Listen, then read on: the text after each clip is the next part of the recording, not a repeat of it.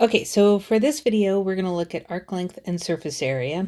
And basically the way the video is going to go is I'm going to derive the formula for arc length. We'll look at an example, derive the formula for surface area, looking at an example.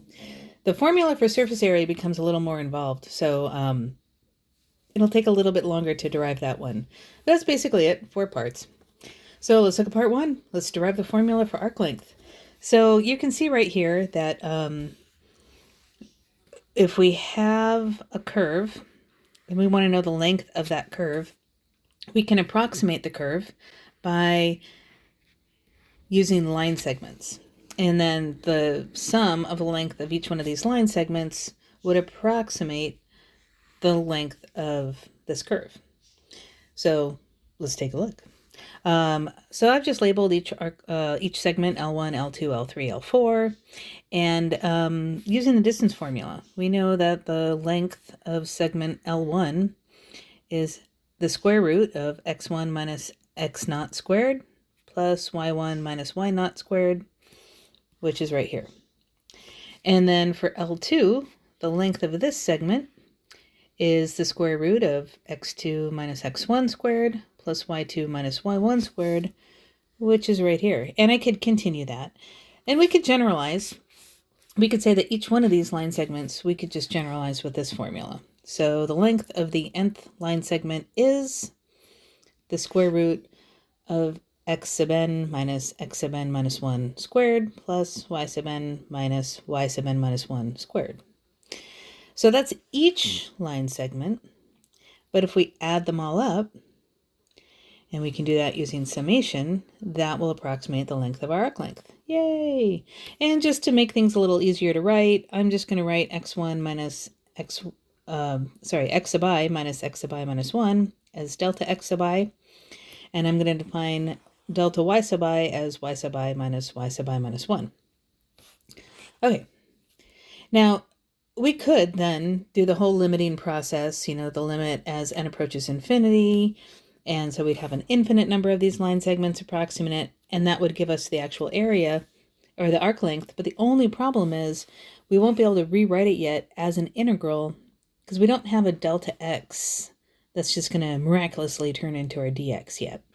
So I'm going to have to play around with this expression a little bit. So what I can do is for the radicand, I can factor out a delta x sub I squared. And when you do, you get this.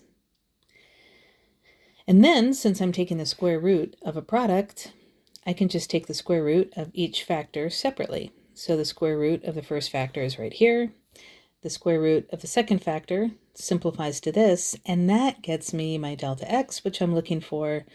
So then, through the whole limiting process, I'm able to go ahead and rewrite this as an integral, and I get the exact arc length at that point. And that gets us our formula for arc length. So, very exciting. Okay, so let's take a look at an example how we use this. So here's an example right here. It's already all worked out, but let me bring this down a little bit so we can see the formula. The formula has this really ugly integrand, and so what's typically done, what most people do, you don't have to, it's just to make your life easier. Most people simplify this expression first before even going to an integral. So I have all this extra side work that I'm doing here. But then you can see it makes the integral work very easy. So if my function is x squared minus 1/8 ln x, then the derivative is 2x minus 1 over 8x. So I've got the derivative, but now let's square it. So if I square both sides, I get this. I'm just going to actually multiply this out though. So to multiply a binomial, remember it's multiply a minus b times a minus b. It's going to be a squared minus 2ab plus b squared. And so that's where this comes from. And then I'm just adding 1. So add 1 to both sides. Now on this side, if I add 1, my only like term with it is this middle term. And 1 minus 1/2 is plus 1/2. So that's how I got here. But take a look. How nice is this? This expression is almost exactly what I had here, except the minus turned to a plus. That means that this expression can factor into almost exactly this, except instead of a minus, there's a plus, which is awfully convenient because I do want to take the square root, and if I take the square root of something squared, voila, I get that. Yay! And so my integral just ends up being this.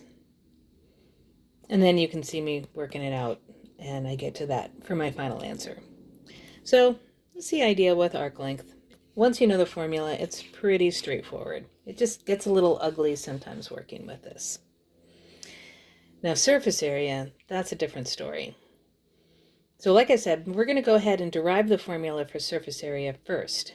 But before I do that, I need to derive another formula. So bear with me on this. We're going to go on a little journey. Okay, we are going to derive the formula for the surface area of a frustrum. And a frustrum is just basically part of a cone. Imagine if I took this cone and chopped off the top, I'd have what's called a frustrum. So let's take a look first at a square pyramid. So here's a picture of a square pyramid. Nothing very exciting. I've labeled the base of each lateral face with a B. And then the height of the face itself, that's called the slant height.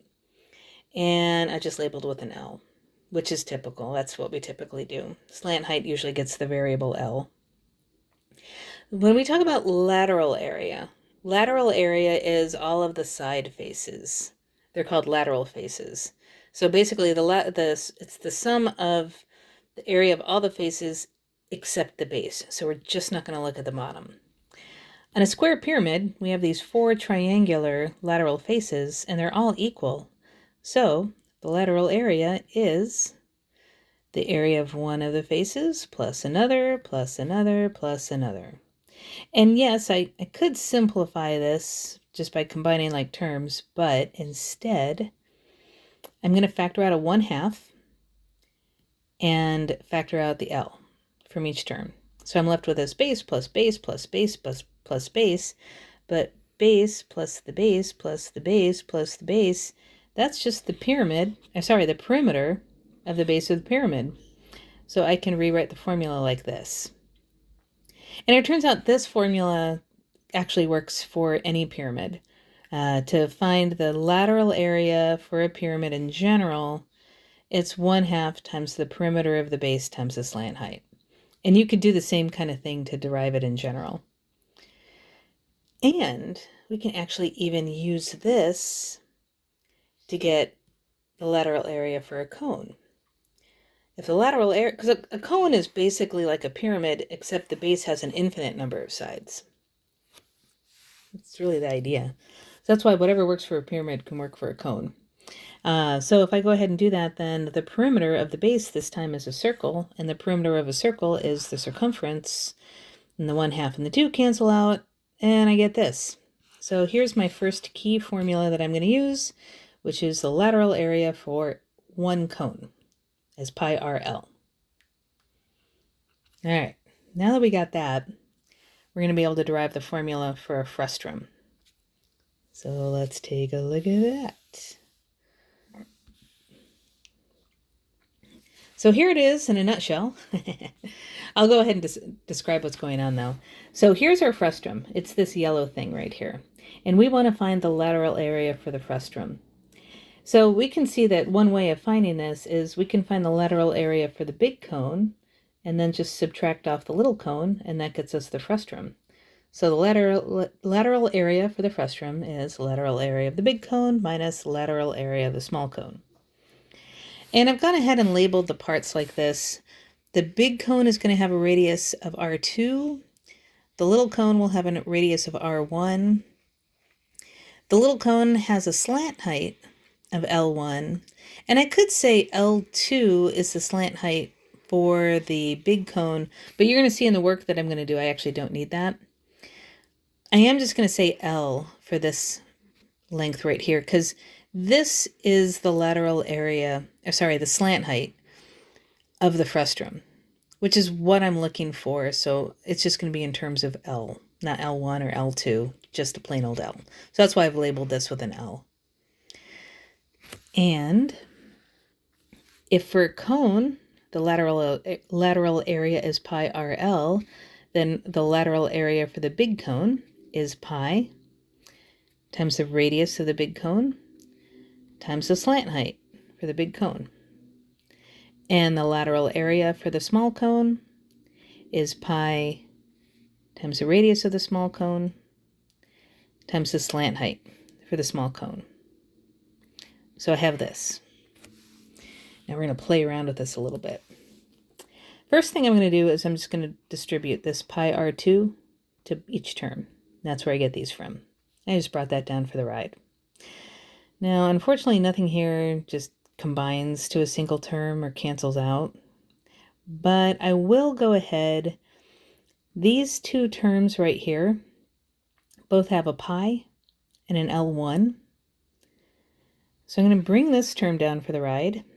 But if I factor out the pi and the L1, it's going to get multiplied by R2 minus R1. So I have this. Okay, what are we going to do with this? We're going to take a break. We'll come back here. Let's actually go back to this picture. So I'm going to go ahead and use similar triangles to come up with an expression. I have this axis right down the frustrum. So if I draw that, you can see that I have similar triangles here. So looking at the big triangle, L1 plus L to R2 should be L1 to R1 on the small triangle. So I have this proportion. If I cross multiply, I get this. If I distribute the R1, I get this. And what I'm going to do is I'm going to collect the terms with the L1 on one side. So this term came down for the ride, and then I subtracted this term from both sides and got here. And because there's an L1 in both terms, I'll factor that out. And take a look. It matches. R2 minus R1 times L1, I can rewrite as R1L. And so that's where that comes from. So I just substituted this for this. Now, I'm getting a little simpler in my expression here. I can go ahead and factor out a pi and an L from each, and I get this. And a lot of times, honestly, you'll see the formula for the lateral area of a frustrum written this way. Because if you're given a frustrum, you'll be able to find the length of the two radii and the slant height of the frustrum, and you get this. But for what we're going to do, and you'll see this in a second, it'll actually help us if we rewrite R2 plus R1 as something else.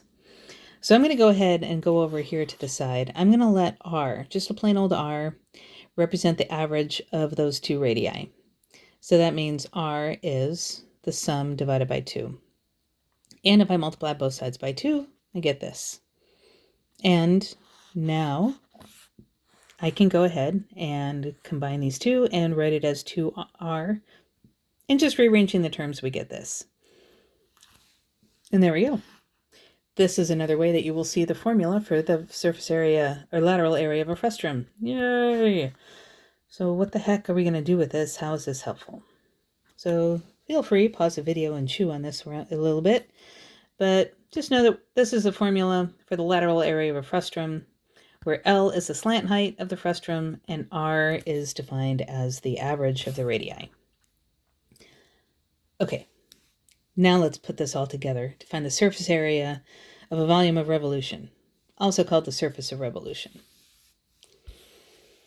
So I have this picture right here. So we're going to do something that we've done in the past. I've got this orange curve. I'm going to go ahead and rotate it about this axis of rotation. In this case, it's going to be the x-axis. So if I take the orange curve and rotate it, then I can see it's going to kind of make this vase shape. That's going to be my volume of revolution. I want to find the surface area of this figure.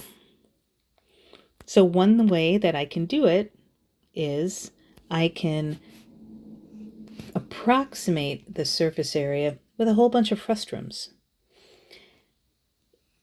imagine, it's hard to see right here. You can see it a little better here. This is a straight line connecting. That's a straight line here. This, this represents a frustrum. And I can find the surface area of this frustrum. And then I can make another frustrum here. I can make another frustrum here. I can add up the surface area of the frustrums and approximate the surface area of the volume of revolution. So let's focus on one of the frustrums and see how we can write this. So I'm kind of skipping all this stuff. Basically, imagine that we do this whole kind of deal here where we look at each frustrum, we write it as a summation, and then if we have an infinite number of these, we can go to the integral. I've kind of skipped ahead a little bit. So this is not super formal math notation, but it's going to get us there quickly. I know that the surface area of the entire figure is going to be the sum of all the frustrums, and so I'm going to go ahead and just jump right to an integral. But remember, each frustrum is 2 pi RL. So 2 pi RL. Our R represents this right here. So your R is always going to be measured from the curve to the axis of rotation. And I'm just looking right now as a function of x. Our L, this is where we get to be kind of creative here. Not creative, maybe clever is a better word. Our slant height for one frustrum is right here. But if you look at the sum of all the slant heights, that's a lot like what we did here to find the arc length. So if you're going to do the sum of all the slant heights, the sum of all the slant heights is actually arc length. And that's how I was able to write this arc length formula right here. And so this is our formula for surface area. And I'm going to be a little more formal in how I write this one. And you'll see why when we do our last example. But this right here is more formally what we say for the surface area for a volume of revolution. So we're going to let y equal f of x have a continuous derivative on AB. Then the area S of the surface of revolution formed by revolving the graph of f of x about a horizontal or vertical axis. Notice this will work for both horizontal and vertical. We can make it a dx problem, where r of x is the distance between the graph of f and the axis of revolution. We saw that in this picture. The radius is from the graph to the axis of rotation.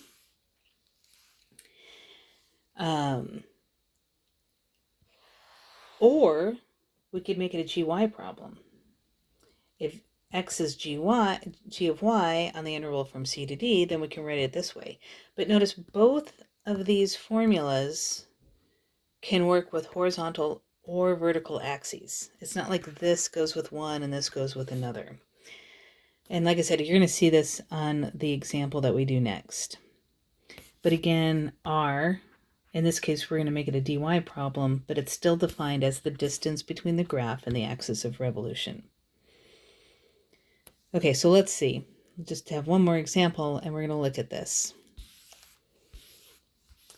So let's take a look at, whoops, come back here. Now I have this one worked out both ways. I have it as a dy problem, but I also have it as a dx problem. So we're going to find the surface of revolution formed by rotating f of x equals x squared on the interval from 0 to root 2 about the y-axis. Now when they give you an interval, just assume, like in this notation, assume this is on the x-axis. So we're going from 0 to root 2 on the x-axis, but if this is my function, I know this point will be at y equals 2. So here's my volume of revolution. I'm rotating about the y-axis. I want to find the volume, or the surface area here.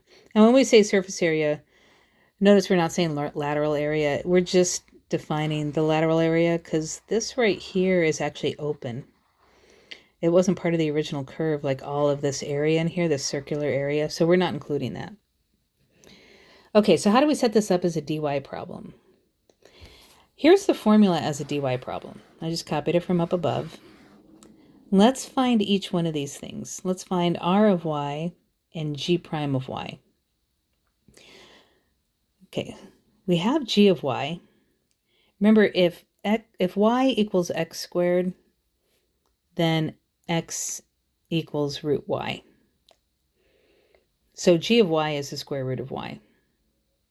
That means g prime is 1 over 2 root y, which means the derivative squared is 1 over 4y. So this will go in place of this in the formula. Now my radius is going from the right, it's going horizontally, so I want to think right minus left. We're still going to be doing that top minus bottom, right minus left thing.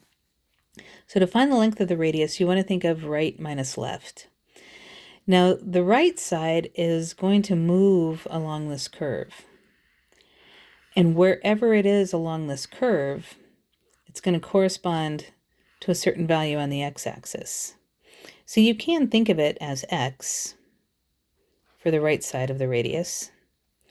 And then the left side is just always going to be along here, which is at x equals 0, so it's just always going to be at 0. But we're supposed to be doing this as a dy problem. And remember, if y equals x squared, then x equals root y, so root y minus 0 is just root y. So there's my radius right there, in terms of y.